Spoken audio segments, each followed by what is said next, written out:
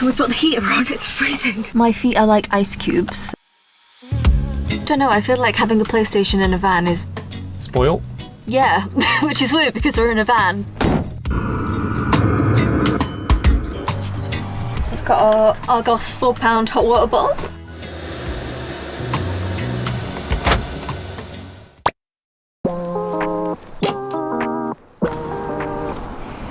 I need to take it for a wash.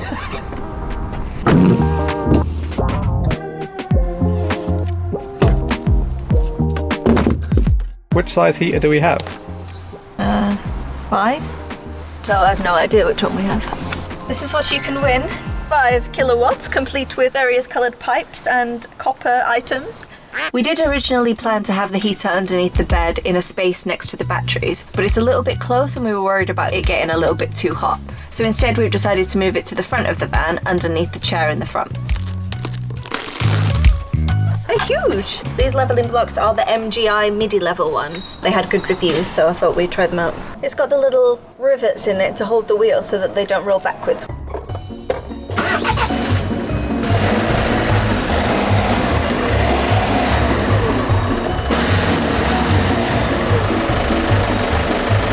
We're going to use them for the first time so that Joe can climb under and find out where we're going to put the diesel heater. Right here is directly beneath the chair, and this is a pretty major strut for the van, so we're not going to be able to fit it there. And over here is too close to the side of the wall, so that won't work either. So plan C is we're going to put the heater under the driver's seat. It's the only place where we've got a gap underneath with no struts in the way or anything that's blocking us. We're going to make it come out of the back of the driver's seat, bend it around here, we'll stick our vent on the outside of the chair, and this is how we're going to heat up the van. You can get those little discs and you put aromatherapy oils on and you click them on so that when the heat comes through it distributes like a warm lavendery or cinnamon smell or whatever you put on it. And that now means we have all this space for storage. We want to make sure that we utilise the space properly. So what we're going to do is somehow build custom shelves. We've got a list of the items that we use regularly, things like the Ninja Fuji, the toaster, the kettle, things that we use on a daily basis. We're going to try and build the shelves to match each item. Joe has designed it in his 3D software so we can get an idea of what it would look like and how much wood we're going to need to build it. I feel like I need a bushwhacker to get through. We ordered ourselves a piece of plywood and we got the guy to cut out the shapes we need for all the shelves. There was still one cut that we have to do, and then we can put it all together and build our shelf.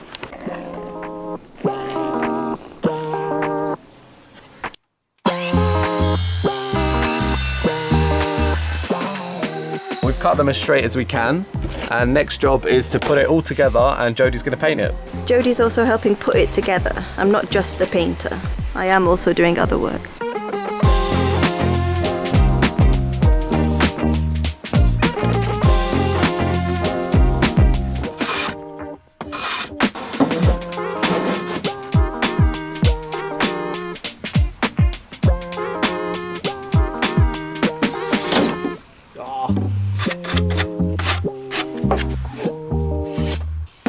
So far we've made our own chairs, our own cabinet and our own mattress. We could be professional cabinet makers. You just don't look at the gaps and the screws in the wrong place. You're going to get paint all over your dress. Wear this instead. Ready? Why are you naked? Put it on. I feel like a child who's like forgot his PE kit so has to borrow from the lost and found section.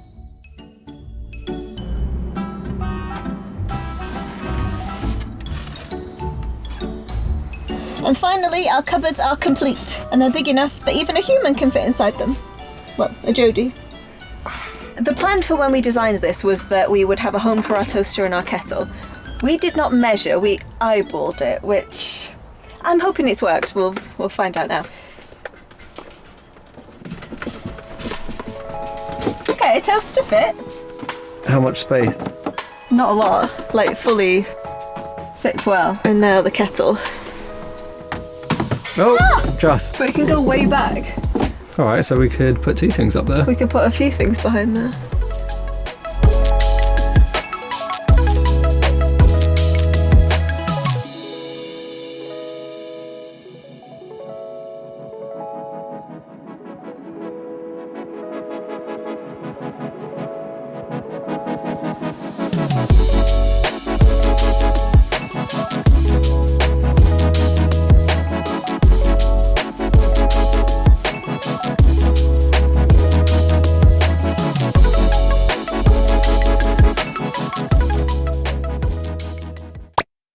We've bought a few extras to fit this heater. First one is this turret mount.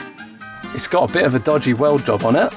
So this is the size of the hole we need to drill. To do that, we've bought the 127mm hole saw. All right, perfect fit. The next step is just to put this hole in the floor. I've got the bottom. Don't mind me, I'm just holding this thing. That scrap metal guy's gonna come and take this one. You scared? We've put this off for so long that I think we're prepared now. What's the worst that could happen? Nothing, there's just a hole. Exactly. There is a heat shield in the way obscuring the view, but you can just see the edge of this circle. So what I want to do is start with drilling the exhaust and the air intake pipe, but because we've got the huge hole we're drilling after, we can always pull it around slightly if we've made a mistake. So this is the test run. Good luck.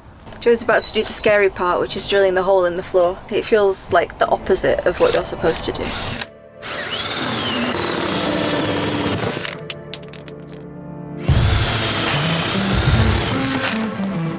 So you thought that one was scary. Next is this size hole. That's a huge hole. That is massive.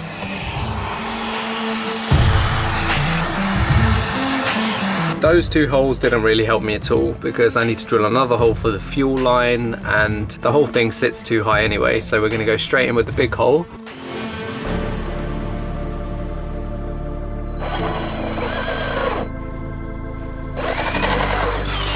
Well, you've got yourself a donut in there.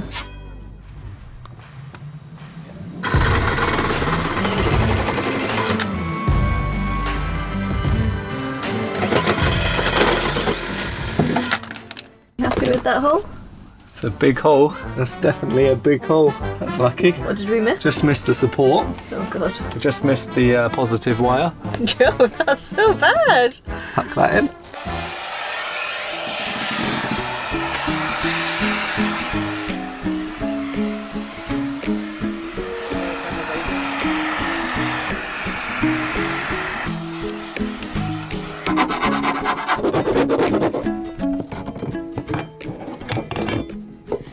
Perfect.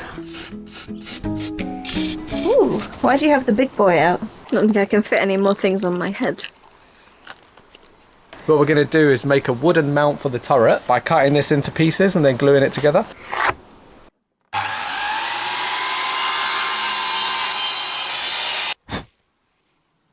We can glue all these together, saw our big hole saw through, and this will be the stand for the mount. Jodie, that was the actual hole. I think we've done it. Woo. And this is the mount for the turret. We've got so many offcuts of wood that would make like great children's toys. Maybe we should start a side business. I guess not. Explain it like I'm 5. Because the heater can't sit flush all the way with the metal because of this foam, we have to raise the whole thing up, which is why we built this little platform. This whole area goes down on a slope. So what we've done is cut half of one of the layers off, which means now when we slot it in, it's a bit more flush. Tuck the heater in. Now the whole thing, once screwed down, is on there tight. I think we need to check if the seat can still fit on. So if you can go get the seat. As if I can carry that.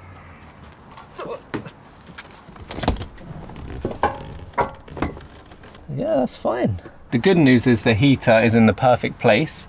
The only thing I'm going to do is take one of these pieces of wood off because it is just a little bit too high. But other than that, it's perfect. I'm happy with that. You look so small down there. Yeah, this is quite a high floor. Because like a little borrower. To secure our mount down, we're going to use the plumber's flue silicone, which is resistant up to 300 degrees. It's going to be messy. How messy? Oh. It's so thick. This area shouldn't get that hot, but just to be safe, we've gone for something heat resistant. Alright, kind of a bit wild on the glue there, Joe. How much are you supposed to use? I don't know. Just get it in there. That's so much. Oh, it stinks. I don't know how I'll sleep in here tonight.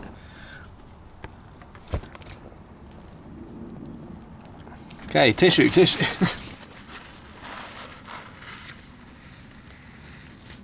Now that the silicone is cured, it's easier to assemble the heater above and push it through and see if it fits. We fitted the exhaust pipe, the air intake. We fitted the fuel line through the breather hose. They provide you with one of these, which is supposed to dip all the way down to the tank and leave just a little bit so you don't drain all your diesel. And we've put an adhesive that's diesel fume resistant, so that should hold it quite well. It's like my only contribution to the diesel heater.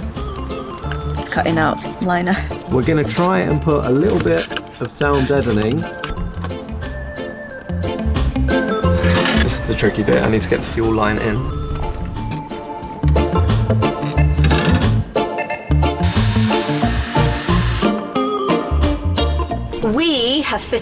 Joe has fitted a diesel heater.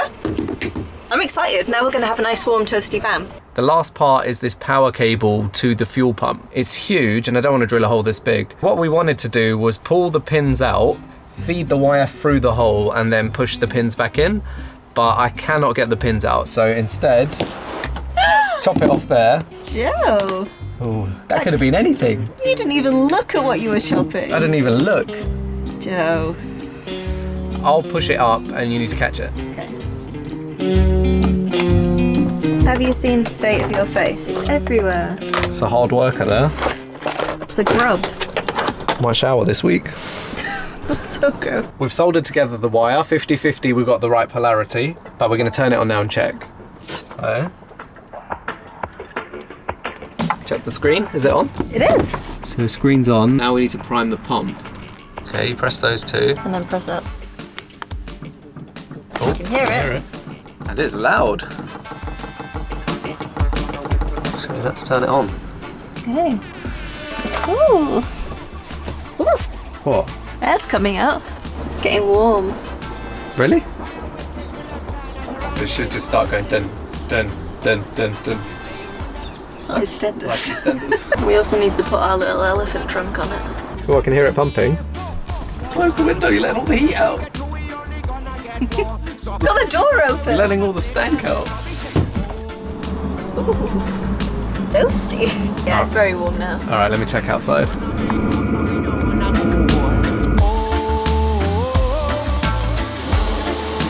It's like a little mini campfire.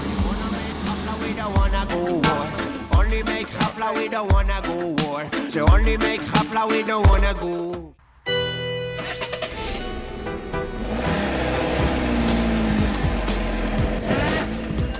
We're stuck. We're stuck. Ooh. Give us a sip. If we get a couple more of these nugs, I think we've got enough. I don't think so. All right, you're finished. I'm having way too much fun.